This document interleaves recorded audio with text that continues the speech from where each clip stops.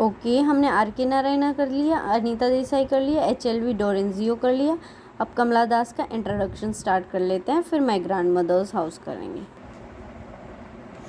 Introduction publish हुआ है summer in Calcutta में 1965 में। ये हमें याद रखना है, समर इन कलकत्ता 1965। ये कैसी पोएम है? ये कन्फेशनल और ऑटोबायोग्राफिकल है। खुद के बारे में, ऑटोबायोग्राफिकल मतलब खुद के बारे में इसने बताया इसमें, कन्फेशनल मतलब खुल के अपने विचारों को प्रकट कर रही है। Kamala Das assert her identity in male dominating society. अपनी आइडेंटिटी को बता रही है वो मेल डोमिनेटेड सोसाइटी में, कि कैसे हमारी सोसाइटी में मेल का जो वो होता है, मेल की चलती है घर में जो भी है, फीमेल को इतनी फ्रीडम नहीं दी जाती, फीमेल अपने जो विचार है वो नहीं बता पाती ठीक से। तो मेल डोमिनेटेड सोसाइटी के बारे में बताया है। सो पहले हमें याद रखना है द इंट्रोडक्शन क्या है, ऑटोबायोग्राफिकल है और 59 लाइंस की है। ये तो ठीक है, याद करो ना करो, इतना डीप नहीं पूछा जाता। समर इन कोलकाता में पब्लिश हुई है 1965 में। ठीक है, इतनी चीज़ें याद कर लेनी है हमें। और फिर ये पोएम्स की कुछ लाइंस है हमारी पोएम, ये भी कभी कभी लाइन पूछ ली जाती है। तो हमें इनकी लाइन आइडेंटिफाई करने के लिए लाइन पढ़ते ही पता चल जाएगा, क्योंकि इनकी टोन एक तो एकदम सिंपल लैंग्वेज में लिख रही हैं, कन्फेशनल है, ऑटोबायोग्राफिकल टोन है। जैसे आई डोंट नो पॉलिटिक्स, वो बोल रही है मुझे पॉलिटिक्स नहीं पता, मुझे नहीं आती पॉलिटिक्स वगैरह, but I know the names of those power and can repeat their name, days of a week or names of a month begin with a Nehru। ये वाली लाइन भी इम्पॉर्टेंट है। Why don't let me speak in any language I like।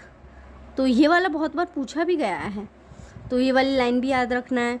It is half English, half Indian, funny perhaps, but it is honest, it is a human as I am human।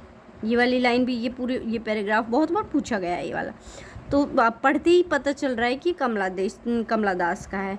I meet a man loved him, ये शायद starting वाली line है इसकी।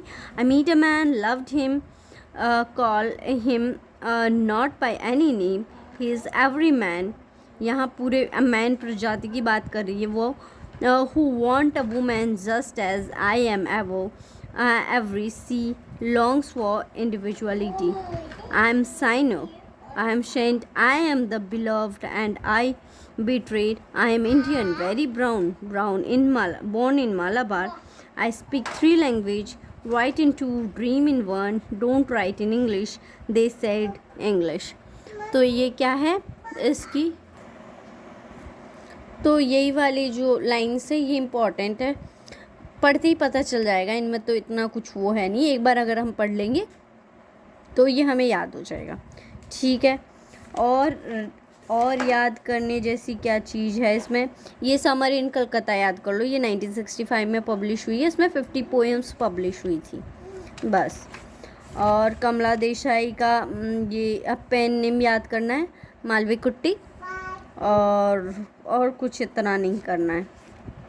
ठीक है, ये हमारा introduction ख़त्म हो चुका है और अब हम करेंगे द ग्रैंड मदर्स हाउस।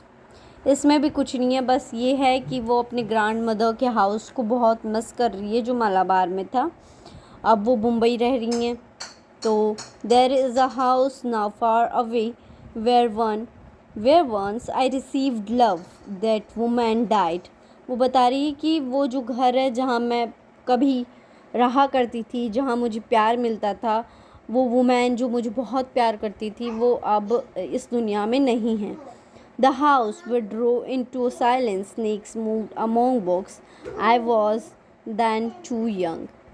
बता रही है कि मैं उस घर में रहती थी जहाँ अब कोई नहीं रह रहा, है, अब वहाँ पे बिल्कुल साइलेंस है, स्नेक्स घूम रहे हैं बुक्स के आसपास। My way I beg now at strangers' doors to receive love, at least in small change।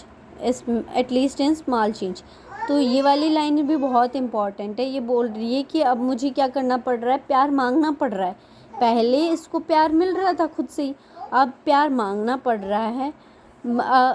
इस लाइन को ध्यान से पढ़ो। एटलीस्ट इन स्मॉल चेंजेस, मतलब क्या है कि वो प्यार के लिए इतना तरस रही है कि थोड़ा बहुत ही मिल जाए। तो वो स्ट्रेंजर्स की डोर पे जा रही है only to receive small, at least small change in small change.